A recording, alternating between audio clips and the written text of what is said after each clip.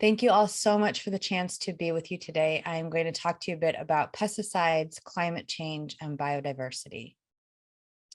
So if you like to eat, thank insects. This is probably something we don't think enough about, and that is the fact that insects are really critical to so many services in our food system, including pollination, pest control, soil quality, including decomposition of organic matter, and of course, maintaining stable food webs across ecosystems. That is why it's so concerning that 40% of insect species face extinction in coming decades, according to this meta-analysis of global data. And in this peer-reviewed study, the scientists use the term catastrophic ecosystem collapse, really turning our attention to how serious the consequences will be if insect populations continue to decline. I do a lot of work on pollinators, and so I have included just a snapshot of pollinator declines. 40% of insect pollinators are facing extinction.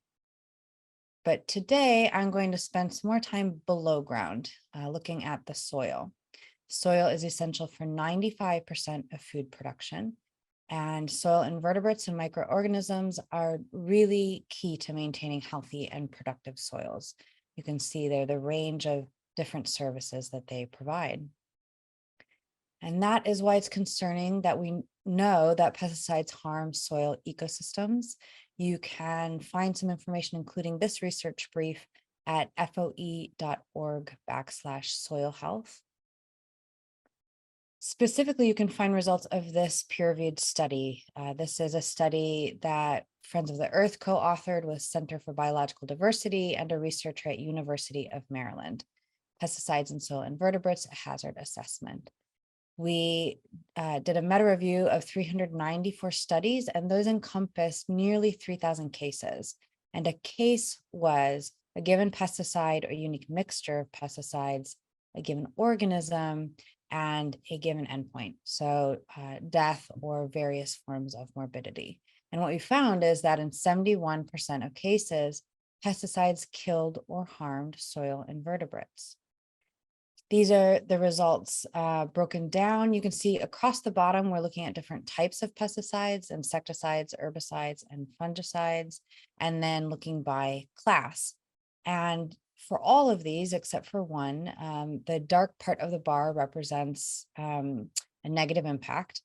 So all of these are over 50% of cases showing negative impact. So really the take home here is that as a class of chemicals, pesticides are incompatible with healthy soil ecosystems. There was an analogous meta-review looking at microorganisms in the soil conducted by the European Food Safety Authority, which found that field doses of pesticides can reduce terrestrial microbial activity and biomass and alter microbial community structure. We are particularly concerned about a class of pesticides called neonicotinoids, or neonics. What you're seeing here is the results of another peer-reviewed study that is looking across time, and the take home is that US agriculture has become 48 times more toxic to insect life since the 1990s, which is when neonics were introduced.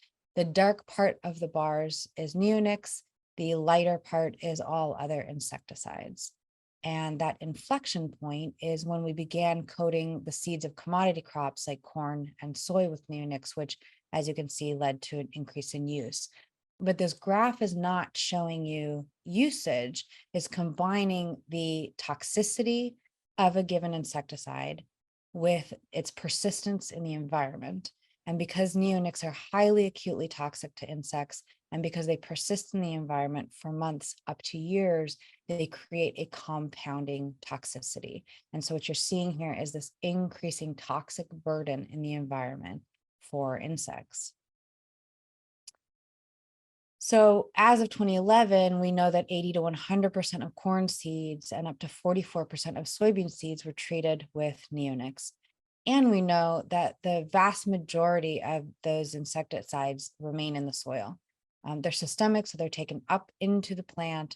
The leaves, the pollen, the nectar, everything can be toxic to insects that encounter them. But a lot of that pesticide in the soil potentially harming soil organisms and also then running off into water resources. And we know that neonics are associated also with significant harm to aquatic ecosystems. The other thing that we have to understand about neonicotinoid seeds is that the data has shown us that this is not an efficacious use for farmers, that it is not increasing their yield or their financial stability. And so this is a use that does not come with benefits or significant benefits, but comes with really significant environmental harm. And so a use that we really need to think about reducing or eliminating. Soil communities and other organisms have little chance to recover from the impacts of pesticide use in agriculture, and that is due to the environmental persistence of the chemicals, to repeated use year after year, and to use of multiple pesticides in a given year. So let's just look at apples. USDA estimates that Washington apples are treated 6 to 17 times a year with a total of approximately 51 different pesticides. So this is a sort of continuous chemical assault on biodiversity. We, along with Center for Biological Diversity, filed a legal petition with the EPA encouraging them to include some soil health endpoints when registering pesticides, which is currently not the case. The endpoints you're seeing here are what is used in the European Union, meaning there's already a body of science and data linked to these endpoints because they're a part of European regulation. So why does all of this matter for climate change? Next. I want to touch on 3 points: regenerative agriculture, insect declines, and potential for increased pest pressure. So there is growing interest in the potential for soil to serve as a climate solution, its ability to draw carbon out of the atmosphere and store it in the soil, where it goes from a climate problem to a climate solution. And this is often talked about under the banner of regenerative agriculture. However, a lot of the conversations, a lot of the policy and funding around regenerative agriculture is not as explicit as it needs to be about the need to reduce pesticide use. So all of the data you just saw on how pesticides harm soil ecosystems really drives home the point that if we want healthy soil that can sequester carbon, we need to eliminate use of toxic pesticides. It is the aliveness of the soil that allows it to draw carbon down and store it. That is a living biological process.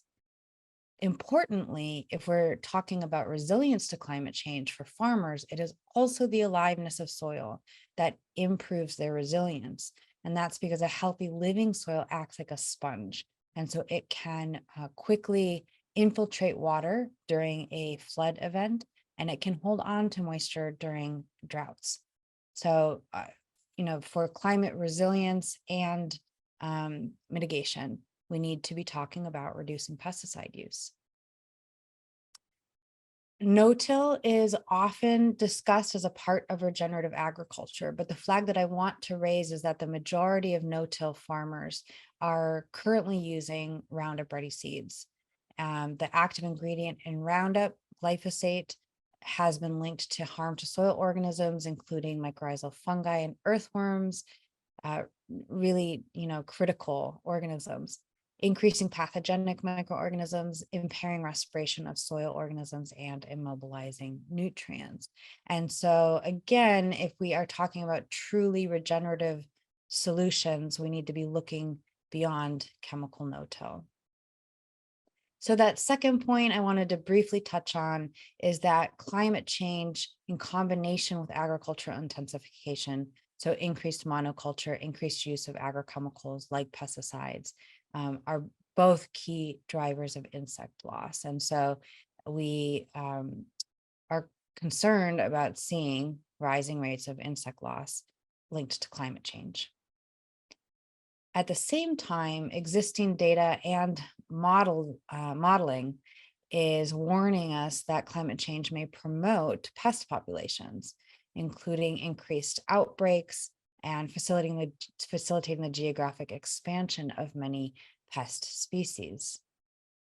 So this could create a very vicious cycle where we have increased pests, which leads to increased use of pesticides, which leads to decreased vitality of the soil.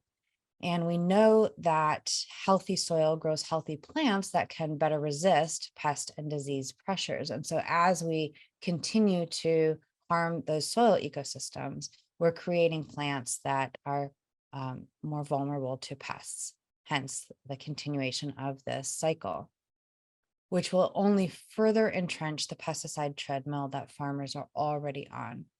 So a 2014 survey of Iowa farmers found that 90% reported feeling pest management as a never-ending technology treadmill. And that is because insects and weeds develop resistance to commonly used pesticides. In the past decades, hundreds, as you can see, of weed and insect species have developed resistance. This is just evolution at work.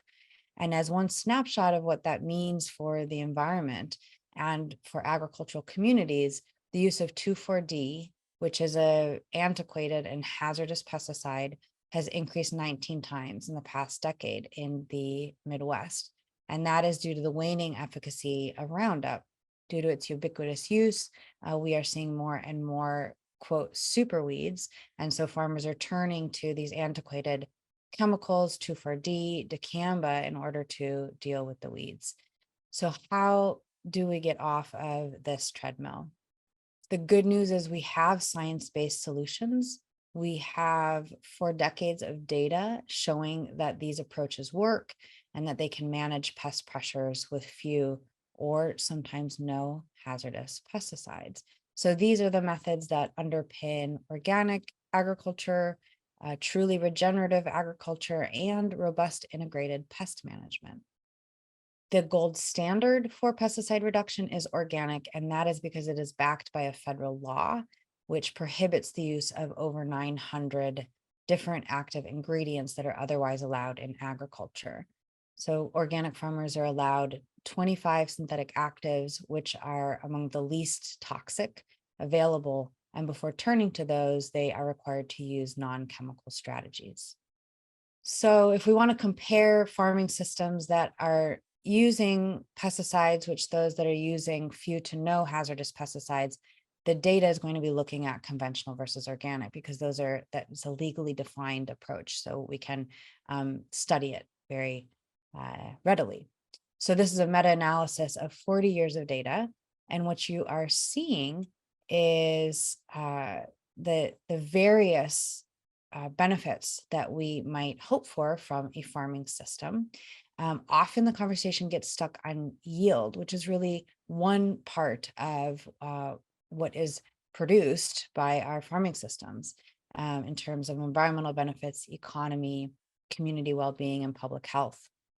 And so you're seeing on the organic side a much greater balance across those services. We know that organic agriculture can help protect biodiversity above and below ground. So pollinators, other beneficial insects, and then below ground, organic soils can have up to 10 million times more helpful bacteria than conventional soils. Organic agriculture can also be a climate solution. So I'm just pulling out a handful of studies here, but this is backed by additional data that organic soils can sequester more carbon and achieve what we want, which is deeper and persistent carbon storage. Again, on that point about resilience, this is one study that found that organic cornfields produced a third more during drought events than conventional farms. And pesticide manufacturing itself is energy intensive. And so as we reduce use of pesticides, we're reducing energy inputs into agriculture. We're not talking about human health today, but I did want to include this. This is, if you go to Organic for All, the results of a study that is one of dozens that has found that organic diets rapidly and dramatically reduce exposure to pesticides.